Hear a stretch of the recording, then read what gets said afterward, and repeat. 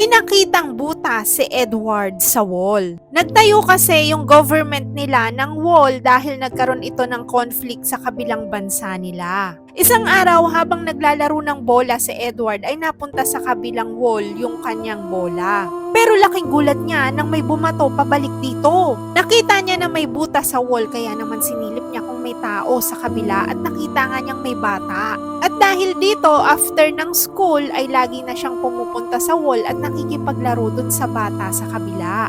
Hindi naging hadlang yung wall para maging magkaibigan sila.